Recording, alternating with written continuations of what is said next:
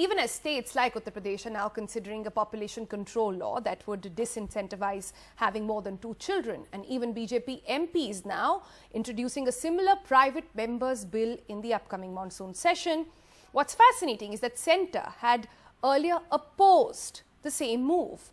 In an affidavit filed in the Supreme Court last year, the Centre said that such coercive measures could be counterproductive. Mariam tells you more.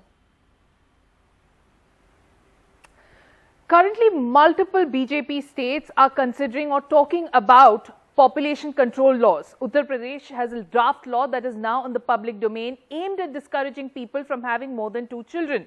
Assam's Chief Minister Himanta Biswa Sarma has been talking about similar laws, and BJP MPs are also set to introduce private member bills with similar measures in Parliament. But just about 7 months ago, in December 2020, the union government had opposed such coercive family planning measures in court and called it potentially counterproductive. The Centre had filed the affidavit in response to a petition filed by a Supreme Court lawyer and BJP functionary in the Supreme Court who sought population control measures, including a 2-child norm. And in the affidavit filed, the Union Health Ministry had said that India is a signatory to the Programme of Action of the International Conference on Population and Development, a UN-linked global agreement, and it was completely against coercion in family planning.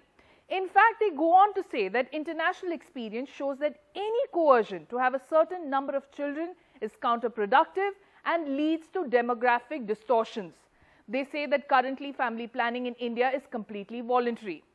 The affidavit also speaks of how India's total fertility rate, which is the number of children each woman would have in her lifetime, has been declining steadily from about 3.2 in the year 2000 to 2.2 in the year 2018, raising the question of whether such laws are even needed in India at the moment.